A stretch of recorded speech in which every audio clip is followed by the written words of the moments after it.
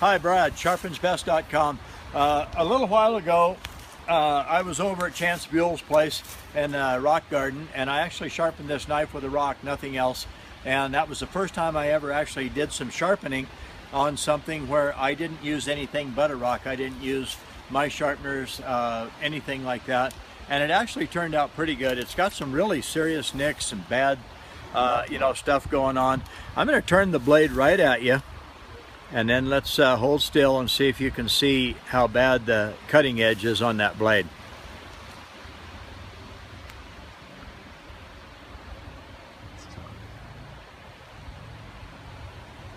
Okay, now today I've decided that I'm going to take my sharpener after it, and we're going to kind of finish it off a little bit here. So let's do a little paper test first. And it isn't, it's sharp, sort of sharp. But my gosh, it's got so many nicks and stuff in it, and it's not crazy sharp. It's sort of sharp.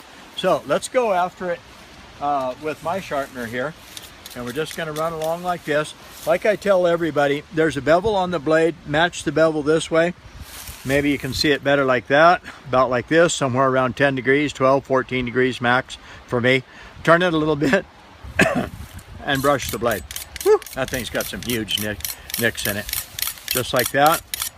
It is also a hard stainless steel. So I'm picking it up and slide it back, pick it up, slide it back, pick it up, slide it back. And because it's so bad with nicks and everything, I'm actually pushing harder on it than normal. And if I was around my table at the show, or I'm just going to go ahead and do this. It's just so much simpler to work on the knife if you support it on your leg, or the table, or the bumper of a vehicle, or a fence post, or a stump, something like that, where you can actually put a little pressure on it. Go right along this way. The next thing I'm going to do to this knife is I'm going to take my Work Sharp belt sander, and I'm actually going to reconstruct a new cutting edge and get rid of all the nicks and really put some sharp on it. So let's see what that little bit of time. You notice when I sharpen things, I don't go to the V. A lot of people say, well, your sharpeners are bad because they got a V notch.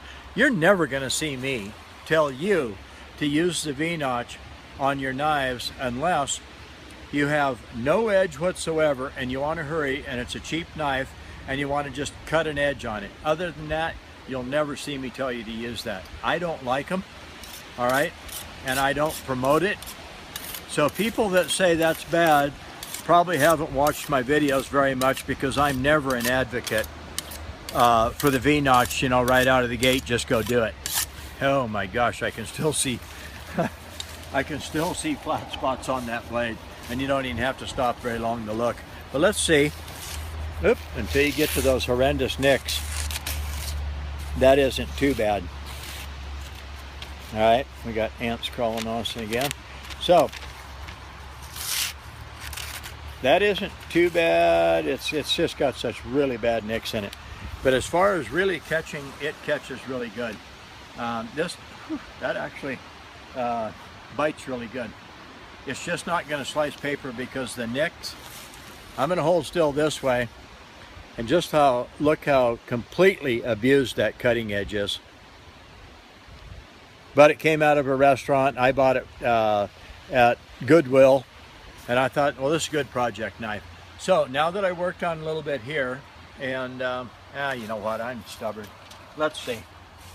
I'm going to hurry, put more pressure on it, run right down through that blade like this, and actually cut the blade a little bit, turn it over, come back this way, around the radius.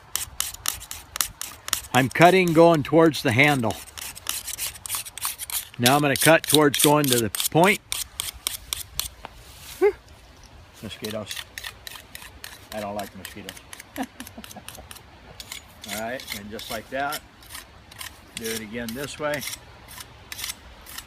And as I tip it back and forth, I can see less and less shine on the blade. So I know that I am getting there. If I was lost, stranded, stuck out somewhere, I'll guarantee it wouldn't take me very long. I'd make a heck of a knife out of that thing. So let's see what we got now.